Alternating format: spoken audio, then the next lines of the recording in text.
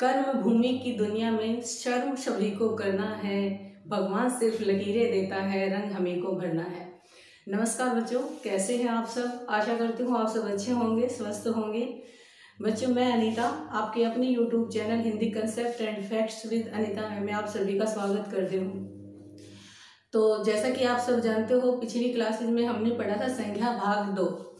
तो आज हम पढ़ेंगे संख्या भाग 3, जिसके अंदर हमने पिछली बार में जिक्र किया था कि आज हम पढ़ेंगे भाववाचक संख्याओं को किस प्रकार से बनाया जाता है, व्यक्तिवाचक से जातिवाचक संख्या किस प्रकार बनती है, जातिवाचक से व्यक्तिवाचक किस प्रकार से बनाई जाती हैं, ये सारी की सारी चीज़ें।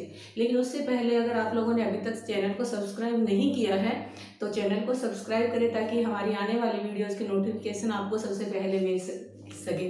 तो चलो बच्चों, आगे बढ़ते हैं हमारे टॉपिक की तरफ। और जो हमारा सबसे पहला पॉइंट रहेगा वो रहेगा यहाँ पर भाववाचक संख्याएं किस प्रकार से बनाई जाती हैं। तो भाववाचक संख्याएं हमारी जो बनाई जाती हैं वो व्यक्तिवाचक संख्या से भी बनाई जाती हैं, जातिवाचक संख्या से भी बनाई जाती हैं, सर्वनाम से भी बनती हैं, क्रिया से भी बनती हैं और विशेषण से भी बनती हैं।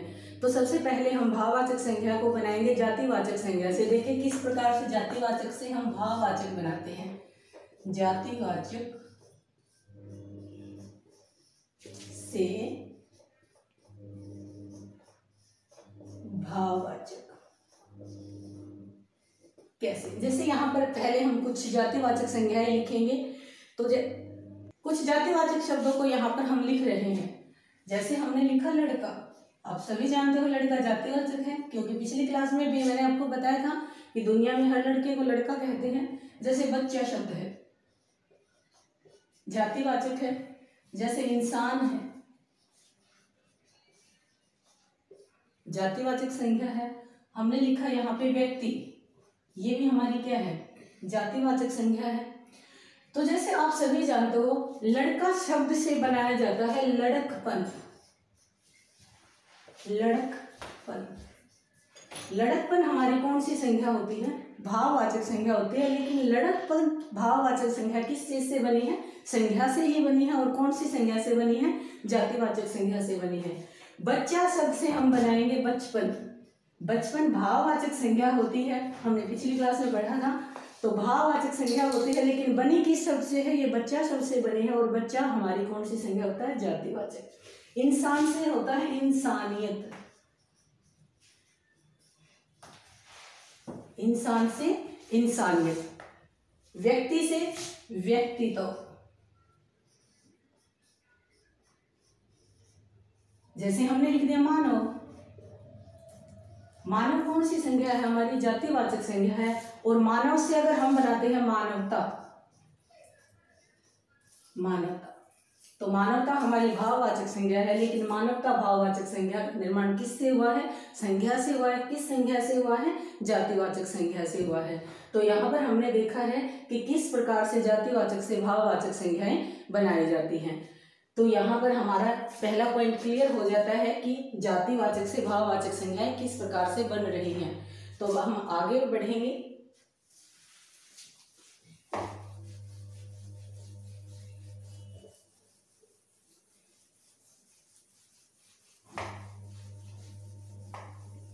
जैसे कुछ घर में आपको व्यक्तिवाचक से भाववाचक भी बनाए जाते हैं। जैसे हमने व्यक्तिवाचक संख्या लिखी,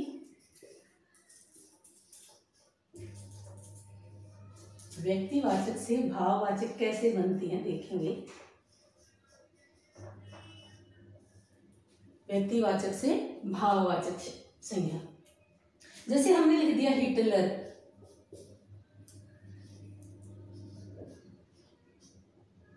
हिटलर, हिटलर से आपने पढ़ा होगा हिटलर शाही।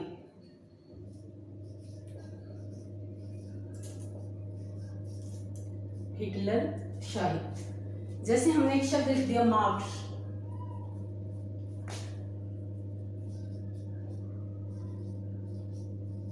मार्क्स, मार्क्स से हमने बना दिया मार्क्सवाद।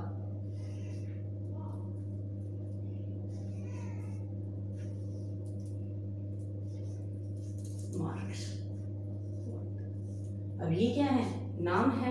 तो नाम हमारी किस संज्ञा के अंतर्गत आते हैं? व्यक्तिवाचक संज्ञा के अंतर्गत आते हैं। हमने सबसे पहले ही क्लास में पढ़ा था इसको। तो यहाँ हमारी कौन सी संज्ञा बन गई? भाववाचक संज्ञा बन गई। लेकिन ये भाववाचक संज्ञा सबसे किससे निर्मित हुई है? व्यक्तिवाचक संज्ञा से निर्मित हुई है। ठीक इसी प्रकार से हम यहाँ पर पढ़ेंगे भाववाचक संज्ञा को विशेषण से भी बनाया जाता है। अभी तक हमने विशेषण का टॉपिक पढ़ा नहीं है, आने वाली वीडियोस में हम पढ़ेंगे विशेषण को। लेकिन फिलहाल मैं आप लोगों को विशेषण से भाववाचक संज्ञाएं ही बनाना सिखा रही हूँ। जैसे हमने लिखा विशेषण, जैसे हमने लिख दिया अच्छा, हमने लिख दिया ऊंचा,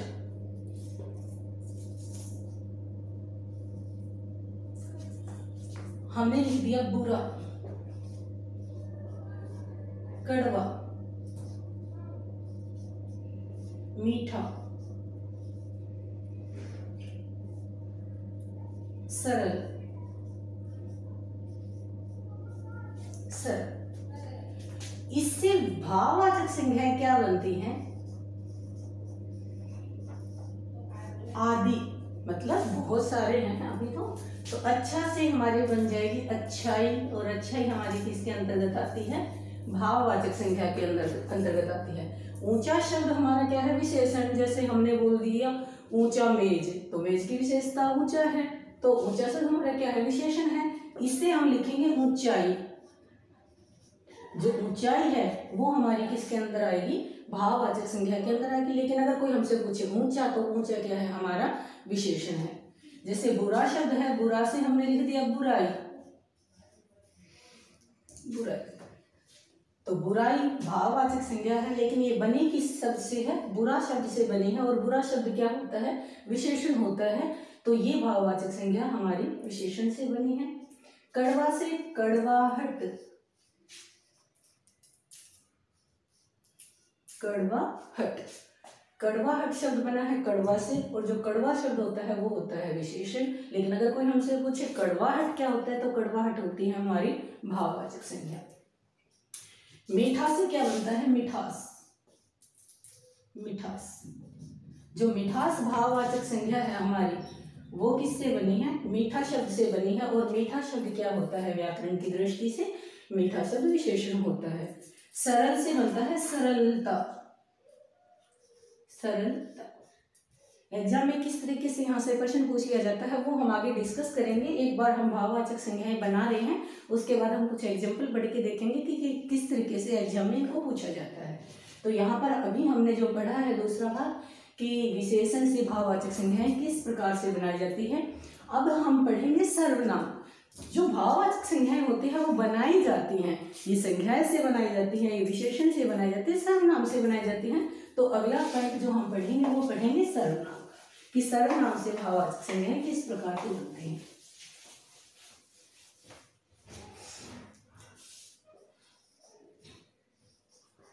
सर्वनाम से भाववाचक,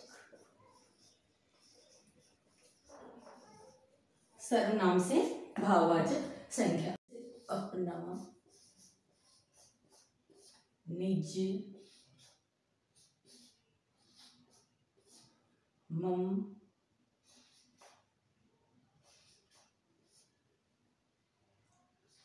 और सब। अपना से बनता है अपनत्व, या अपनापन, अपनापन। सब अपनत्व और अपनापन दोनों ही क्या है? भाववाचक संज्ञा है। ये किससे बनी है? अपना शब्द से। और अपना शब्द क्या होता है? सर्वनाम। निज से बनता है निजत्व, या फिर निजता, निजत्व। निजत्व भाववाचक संज्ञा निज शब्द से बनी है, जो कि सर्वनाम है। मम से ममत्व, मम तो भाववाचक संज्ञा का निर्माण मम शब्द से हुआ है, जो कि सर्वनाम है। तो इस प्रकार से हम कह सकते हैं कि सर्वनाम से भी भाववाचक संज्ञा बनाई जाती है। और अगला हम पढ़ेंगे कि किस प्रकार से क्रिया से भाववाचक संज्ञाएं बनाई जाती हैं। क्रिया से भाववाचक संज्ञाएं बनना या बनाना। क्रिया से भाववाचक संज्ञाएं बनाना। क्रिया से भाववाचक बनाना।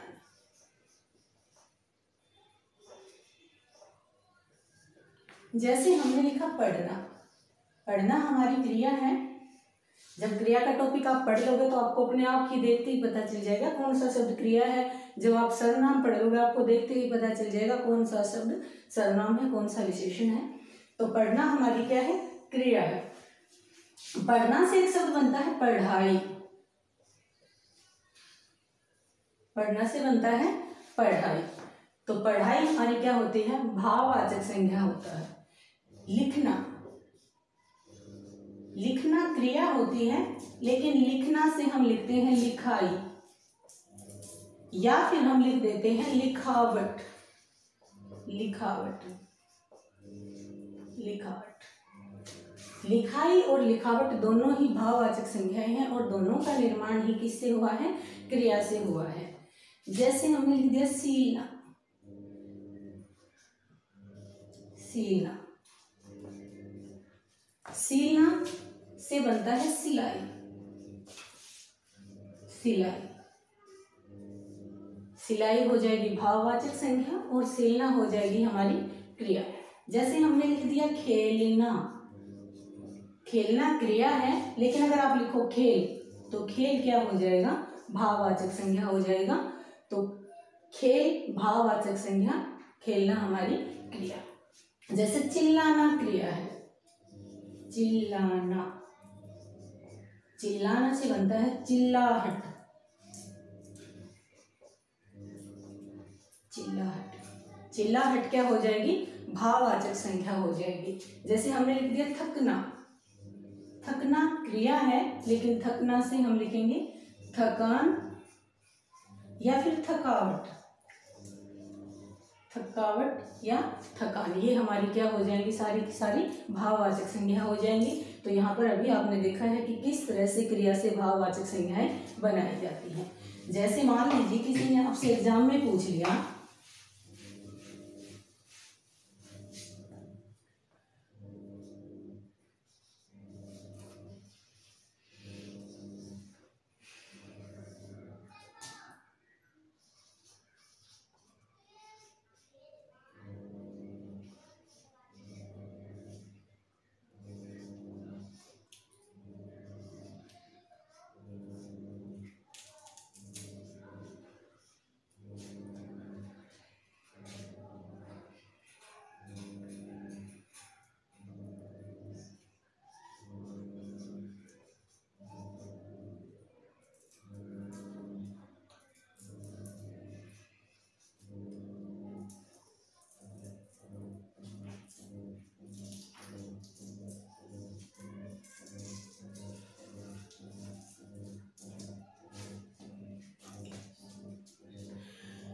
ये सारी की सारी क्या लिख दी हमने? भाववाचक संज्ञाएं लिख दी। आपसे एग्जाम में पूछा गया किस भाववाचक संज्ञा का निर्माण क्रिया से हुआ है? क्रिया से हुआ है। अब आपको पता है घबराहट शब्द किससे बना है? घबराना से। बुढ़ापा शब्द किससे बना है? बूढ़ा से। लड़कपन शब्द किससे बना है? लड़का से। मायूसी शब्द किससे बना है? मायूस से। अब देखो, जो घबराहट है वो घबराना से बना है और घबराना व्याकरण की दृष्टि से क्रिया कहलाता है। जब आप क्रिया, संज्ञा, सर्वनाम, विशेषण पढ़ लोगे उसके बाद आपको दिक्कत नहीं आएगी। आने वाली क्लासेज आएंगी इन्हीं टॉपिक के ऊपर हमारी। तो यहाँ अभी फिलहाल मैं आपको बताते जा रही हूँ, घबराना क्रिया है और घबराहट है ये भाववाचक संज्ञा है। आपसे एग्जाम में पूछा गया है कि किस भाववाचक संज्ञा का निर्माण क्रिया से हुआ है? तो घबराना हमारी क्रिया है, इसका मतलब घबराहट है ये किससे बना है? क्रिया से। आपसे पूछा गया किस भाववाचक संज्ञा का निर्माण जातिवाचक संज्ञा से हुआ है? तो इन सब में लड़का हमारी क्या है? जातिवाचक संज्ञा है। तो यहाँ लड़कपन का निर्माण किससे हुआ है? जातिवाचक से। बूढ़ा शब्द क्या होता है? बूढ़ा शब्द विशेषण होता है। बहुत बार इसको जातिवाचक में पढ़ देते कि सारे बूढ़े बूढ़े, लेकिन बूढ़ा आदमी, आदमी की विशेषता क्या है? वो बूढ़ा है। तो ये एक अवस्था होती है, विशेषण के अंदर आएगा हमारा ये। तो जो बुढ़ापा है वो हमारी भाववाचक संज्ञा है। किस चीज से बना है? विशेषण से बना है। मायूस शब्द विशेषण है। मैंने एक मायूस लड़का, एक मायूस बच्चा देखा, तो बच्चे की विशेषता क्या थी? वो मायूस था। तो यहाँ पर जो हमारी मायूसी है वो किससे बनी है? विशेषण से। ये संज्ञा से, ये भी विशेषण से, और ये क्रिया से। तो इस तरीके से आपसे प्रश्न इनमें से पूछा जा सकता है कि कौन सी भाववाचक संज्ञा किससे बनी है। तो बच्चों आगे हम पढ़ेंगे। यहाँ पे एक चीज और है नोट करने लायक कि जब भी कोई भाववाचक संज्ञा, जब भी कोई भाववाचक संज्ञा बहुवचन रूप में आ जाती है, बहुवचन, जब किसी भाववाचक को आप बहुवचन बना देते हो तो वो संज्ञा कभी भाववाचक रहती ही नहीं। भाववाचक का बहुवचन बनते ही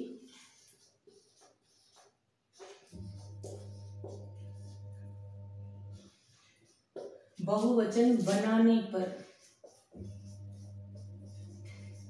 वो जातिवाचक बन जाती है, जातिवाचक संज्ञा बन जाती है। जैसे देखो हमने लिखा ऊंचाई, ऊंचाई, ऊंचाई हमारी कौन सी संज्ञा है? ऊंचाई हमारी है भाववाचक संज्ञा। लेकिन अगर आपने लिख दिया ऊंचाइयां, ऊंचाइयां, ऊंचाइयां जैसे ही लिख दोगे, अब ये संज्ञा आपकी भाववाचक नहीं है बल्कि ये आपकी क्या है? जातिवाचक है। मतलब भाववाचक से संज्ञा कैसी बनती है? जातिवाचक संज्ञाएं बनती हैं। भाववाचक से कौन सी बन जाती है? जातिवाचक। जैसे बुरा, सॉरी बुराई, बुराई से बन जाएगा बुराइयां, बुराइयां। जैसे अच्छाई, अच्छाई से आपका बन जाएगा अच्छाइयां, अच्छाइयां, अच्छाई से अच्छाइयां। गहराई से गहराइयां। तो जैसे ही आप किसी भाववाचक संज्ञा को जातिवाचक संज्ञा में बनाना चाहोगे तो आपको उसका क्या बनाना पड़ेगा? बहुवचन बनाना पड़ेगा। जैसे ही वो बहुवचन हो जाती है आप उसको कभी भी भाववाचक नहीं कह सकते। वो आपकी कौन सी संज्ञा होती है? जातिवाचक संज्ञा होती है। अब कई बार बच्चे इस चीज को ही लेके यहाँ पे कंफ्यूज रहते हैं कि ये अशुद्ध लिख रखे हैं। ऊंचाइयां तो ऐसे आनी चाहिए, बच्चे को ये लगता है। बुराइयां तो ऐसे आनी चाहिए, अच्छाइयां में यहाँ बड़ी ई आनी चाहिए। एक चीज याद रखेंगे, कोई भी शब्द अगर वो एक वचन में लिख रखा है और उसके अंत में बड़ी ई या फिर बड़ा ऊ लिख रखा है तो बहुवचन बनाते ही वो बड़ी ई या बड़ा ऊ हमेशा किस में बदल जाएंगे? छोटे में। दीर्घ का क्या बन जाएगा? ह्रस्व बन जाएगा। किस तरीके से? मैं आपको कुछ दिखा रही हूँ उदाहरण लिख के। जैसे देखो आप सारे बच्चे जानते हो नदी शब्द हम ऐसे लिखते हैं, नाली शब्द हम ऐसे लिखते हैं, गली शब्द हम ऐसे लिखते हैं, डाली शब्द हम ऐसे लिखते हैं, वधू शब्द हम ऐसे लिखते हैं, डाकू शब्द हम ऐसे लिखते हैं। आपको दिखाई दे रहा होगा अंत में बड़ी है, बड़ी ई, बड़ी ई, बड़ी बड़ी मतलब दीर्घ, दीर्घ। बड़ा ऊ है, बड़ा ऊ है, दीर्घ है यहाँ भी। अब इनके आप बहुवचन बनाओगे तो आप क्या लिखोगे? नदियां। सभी जानते हो नदियां शुद्ध तो ऐसे ही होती है भाई, ये छोटी ही लगती है नदियां में। नाली का क्या बन जाएगा? नालियां, छोटी। गलियां, डालियां,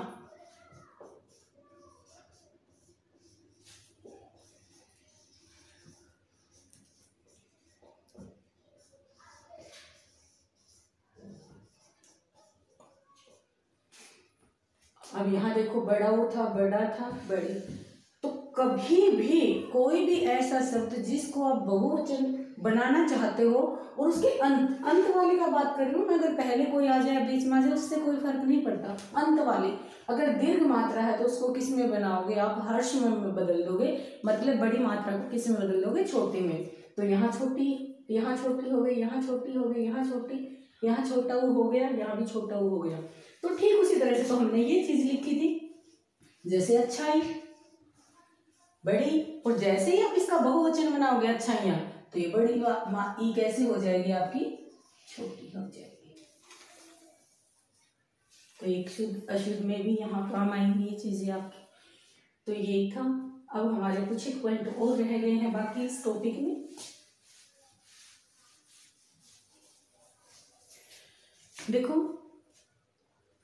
व्यक्तिवाचक संज्ञा से जातिवाचक संज्ञाएं भी बनाई जाती हैं। किस तरीके से बनाई जाती हैं? एग्जाम में जो आज हम पढ़ रहे हैं ना क्लास में, संज्ञा में से सबसे ज्यादा जो चांसेस होते हैं इस क्लास में से, जो आज वाली है हमारी, इसमें से क्वेश्चन उठने के होते हैं। सब बहुत ज्यादा चांसेस होते हैं, इसमें से प्रश्न आते ही आते हैं। तो जैसे हमने लिख दिया यहाँ पे,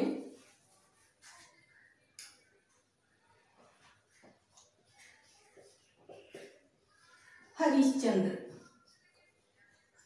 हरिश्चंद्र, हरिश्चंद्र कौन सी संज्ञा है? आप सभी जानते हो हरिश्चंद्र क्या एक नाम है, और नाम कौन सी संज्ञा होती है? व्यक्तिवाचक संज्ञा होती है। तो ये कौन सी संज्ञा है? व्यक्तिवाचक।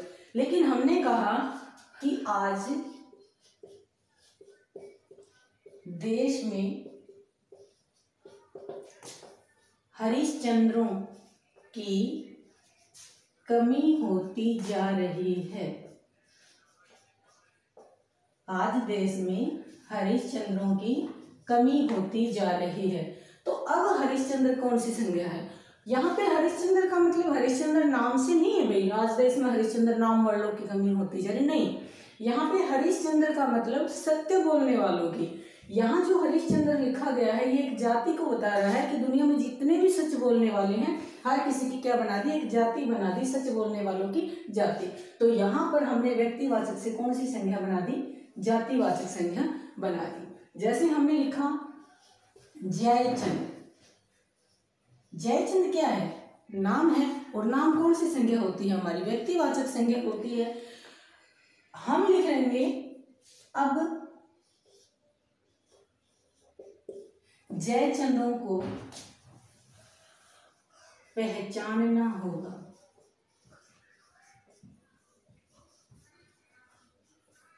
अब जयचंदों को पहचानना होगा। यहाँ पे जयचंदों को पहचानना से मतलब क्या है कि जितने भी गद्दार हैं, जितने भी देशद्रोही हैं, हर किसी को क्या कहा गया है? जयचंद। यहाँ किसी नाम का जिक्र नहीं किया गया इस पंक्ति में। इस पंक्ति में जितने भी गद्दार हैं, जितने भी देशद्रोही हैं, हर किसी को क्या कहा गया है? जयचंद कहा गया है। तो यहाँ गद्दारों की पूरी जाति को बता रहा है ये। तो यहाँ हमारा जयचंद कौन सी संज्ञा हो जाएगा? जातिवाचक। किससे बना है? व्यक्तिवाचक संज्ञा से। जैसे विभीषण, विभीषण कौन सी संज्ञा होता है? विभीषण हमारी व्यक्तिवाचक संज्ञा होता है क्योंकि नाम है। लेकिन विभीषणों से बचकर रहो, तो विभीषणों से बचकर रहो का मतलब क्या होता है? जितने भी हम घर के भेदी को बोलते हैं, जो घर के भेदी होते हैं, उनसे बचकर रहो। तो हर वो व्यक्ति जो अपने घर का भेद बाहर देता है उसी को क्या कहा गया है? विभीषण कहा गया है। तो विभीषणों से बचकर रहो में हमारी संज्ञा कौन सी बन जाएगी? जातिवाचक। लेकिन अगर हम बोल रहे हैं विभीषण, तो संज्ञा कौन सी बन जाएगी? व्यक्तिवाचक। तो अब हम एक पॉइंट और पढ़ेंगे इसके अंदर। यहाँ तो अभी तो हमने पढ़ा था व्यक्तिवाचक से जातिवाचक किस प्रकार बनाई जाती है, लेकिन अब हम पढ़ेंगे जातिवाचक से व्यक्तिवाचक संज्ञा किस प्रकार से बनाई जाती है। देखो, जैसे मैंने लिख दिया, पहला पॉइंट जो हमने पढ़ा था वो व्यक्तिवाचक से जातिवाचक बनाने का पढ़ा था। अब की बार हम जातिवाचक से व्यक्तिवाचक पढ़ेंगे। जैसे हमने लिख दिया गांधी। गांधी कौन सी संज्ञा है? तो गांधी के बारे में जब पूछते हैं तो कुछ बच्चे इसको बोलेंगे व्यक्तिवाचक, कुछ बच्चे इसको बोलते हैं जातिवाचक। व्यक्तिवाचक बोलने वाले बोलेंगे महात्मा गांधी। में गांधी, महात्मा गांधी को थोड़े कहा जाता है। सोनिया गांधी, इंदिरा गांधी, मेनका गांधी, राजीव गांधी, राहुल गांधी, सबके पीछे लगाते बहुत। गांधी का एक सरनेम है, और जो सरनेम होता है वो कभी भी व्यक्ति नहीं होता। सरनेम एक पूरी की पूरी जाति होती है। हमारा पूरा फैमिली है, हमारे पूरे फैमिली मेंबर्स हैं, उन सभी की एक जाति बन जाती है। सरनेम हमेशा क्या होता है? हमारी जाति होता है। तो जो गांधी शब्द है ये कौन सी संज्ञा है? जातिवाचक संज्ञा है। हमें नहीं पता किस गांधी का जिक्र हो रहा है यहाँ पे, लेकिन अगर हम कहें गांधी जी को राष्ट्रपिता कहा जाता है, राष्ट्रपिता कहा जाता है, गांधी जी को राष्ट्रपिता कहा जाता है, तो यहाँ पर पूरी लाइन पढ़ते ही आपको तुरंत पता चल जाता है कि यहाँ किस गांधी का जिक्र हो रहा है। मोहनदास करमचंद गांधी का जिक्र हो रहा है, महात्मा गांधी का जिक्र हो रहा है। तो यहाँ पर हमने व्यक्तिवाचक से संज्ञा क्या बना दी, सॉरी जातिवाचक से संज्ञा क्या बना दी, व्यक्तिवाचक संज्ञा बना दी। जैसे हमने लिख दिया नेताजी, नेताजी। अब नेताजी किसको कहते हैं? कोई भी नेता हो, हर नेता को हम क्या बोल देते हैं? नेताजी बोल देते हैं। तो नेताजी कौन सी संज्ञा है? हमारी जातिवाचक संज्ञा है। लेकिन अगर मैं कहूँ नेताजी ने कहा, नेताजी ने नारा किया कि तुम मुझे खून दो मैं तुम्हें आज़ादी दूंगा, तो हमें तुरंत पता चल जाता है कि यहाँ सुभाष चंद्र बोस का जिक्र हो रहा है। तो वहाँ पर हमारी संज्ञा क्या बन जाएगी? व्यक्तिवाचक। नेताजी हमारी व्यक्तिवाचक संज्ञा है, लेकिन अगर हम कहें नेताजी ने कहा कि तुम मुझे खून दो मैं तुम्हें आज़ादी दूं, तो ये कौन सी संज्ञा बनेगी? हमारी व्यक्तिवाचक संज्ञा बन जाएगी। तो बच्चों, संख्या के बारे में हम लोगों ने कंप्लीट डिस्कशन यहाँ पे की है। तो मिलेंगे हमारी अगली क्लास में नए टॉपिक के साथ। आशा करती हूँ आपको वीडियो पसंद आई होगी। तो धन्यवाद बच्चों।